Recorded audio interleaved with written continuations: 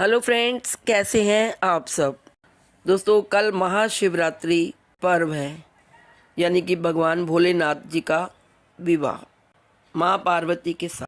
महाशिवरात्रि पर्व का हमारे हिंदू धर्म में बहुत अधिक महत्व है। महाशिवरात्रि के दिन भगवान शिव का माता पार्वती के साथ विवाह हुआ था, जिसे दिव्यता और आनंद की रात्रि के रूप में मनाया जाता है।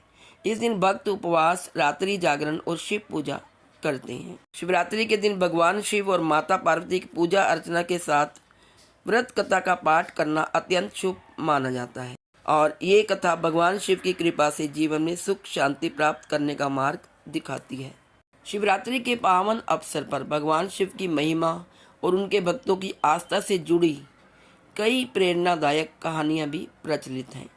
शिवरात्रि की कथा के साथ साथ पहले हम जानेंगे कि शिवरात्रि का शुभ मुहूर्त क्या है, उसका महत्व क्या है तथा ये महाशिवरात्रि का व्रत रखने से हमें क्या क्या फल मिलता है। तो आइए जानते हैं महाशिवरात्रि पर्व के बारे में विस्तार से। महाशिवरात्रि हिंदू धर्म का एक प्रमुख त्योहार है जो भगवान शिव की आराधना के लिए समर्पित है। वर्ष 2025 में महाशिवरात्रि 26 फरवरी यानी कि बुधवार को मनाई जाएगी। इस दिन भक्त भगवान शिव की पूजा अर्चना करते हैं और व्रत रखते हैं। आइए अब जानते हैं महाशिवरात्रि का शुभ मुहूर्त तथा तिथि। तिथि प्रारंभ होगी 25 फरवरी 2025 शाम 6:36 पर और समाप्त होगी 26 फरवरी 2025 शाम 5:04 पर।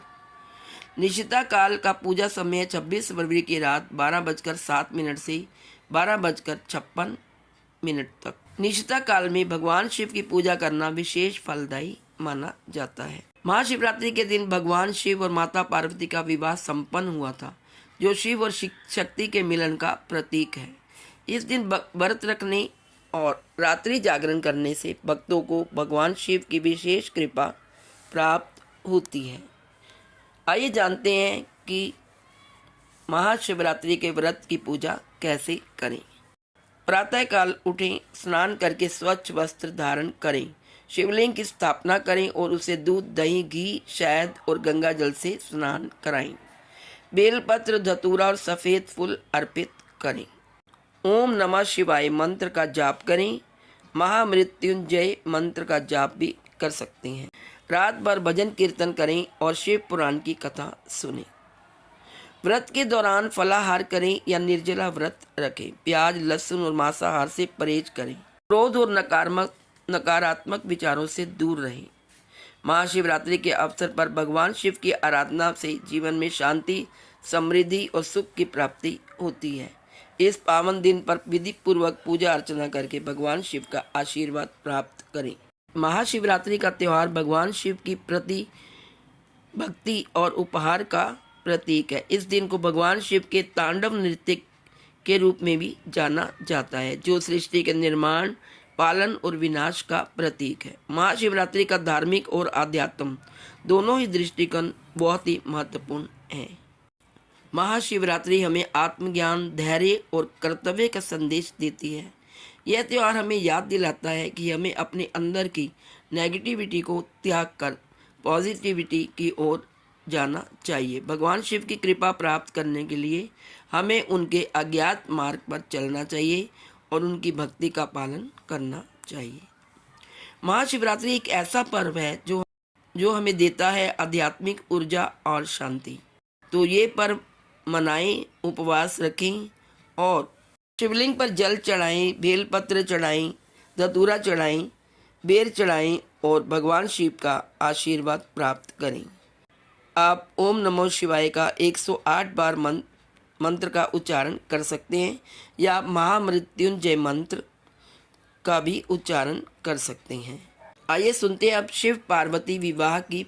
महाशिवरात्रि की व्रत कथा एक शिकारी चित्रभानु के बारे में है, जिसने अनजाने में शिवरात्रि का व्रत और पूजन किया और उसे अंत में मोक्ष की प्राप्ति हुई।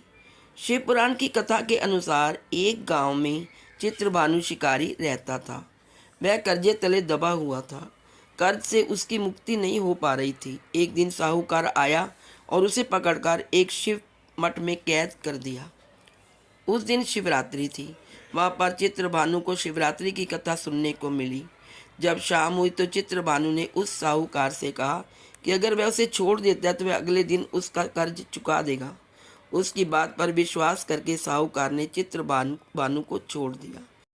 शिकारी चित्रभानु पर कर्ज चुकाने का दबाव था, इसलिए वह सीधे जंगल की ओर भागा ताकि कोई शिकारी मिल जाए। वह जंगल में एक तालाब के पास पहुंचा जहां एक बेलपत्र का पेड़ था। उस पेड़ के नीचे ही एक शिवलिंग भी था जो बेलपत्र से ढक गया था। हालांकि यह बात चित्रभानु को पता नहीं थी। वह बेलपत्र के पेड़ पर चढ़ गया और वहां ठिकाना बना लिया। वहां बैठकर वह शिकार की तलाश करने लगा। उसे भूख और प्यास लगी थी। वह बेलपत्र को तोड़ता और नीचे गिरा देता जो शिवलिंग पर गिर रहा था। इससे अनजाने में उससे शिवजी की पूजा हो गई। कुछ देर बाद एक हिरनी आई जिसके पेट में बच्चा था। वह तालाब में पानी पीने आई थी। चित्रभानु उसका शिकार करने को तैयार था। उस हिरनी ने चित्रभानु से कहा कि वह गर्भवती है। यदि उसकी हत्या करते हो तो 2 लोगों की हत्या का पाप लगेगा। यदि तुम जीवन दान दे दो तो बच्चे को जन्म देने के बाद वह तुम्हारे पास शिकार के लिए आ जाएगी। हिरनी की बात सुन चित्रभानु ने उसे जीवन दान दे दिया। कुछ समय व्यतीत हुआ तो एक दूसरी हिरनी वहां आई।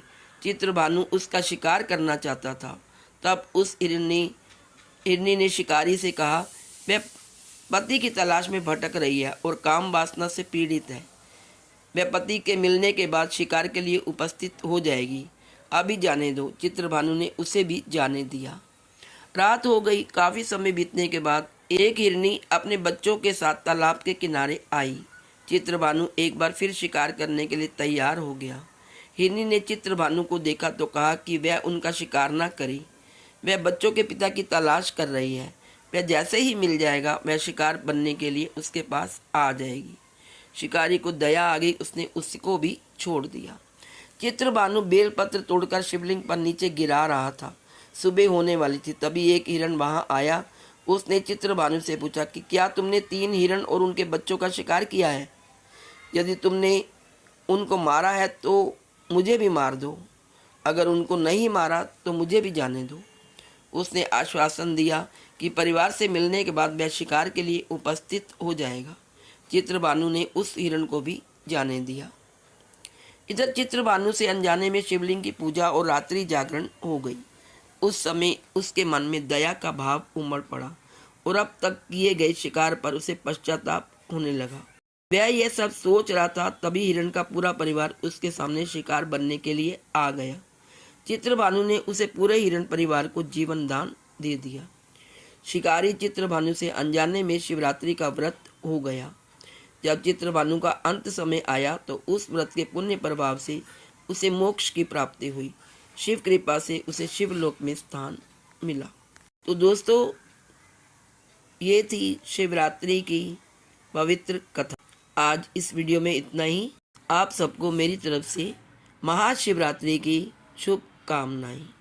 Please like, share and subscribe. Thank you so much.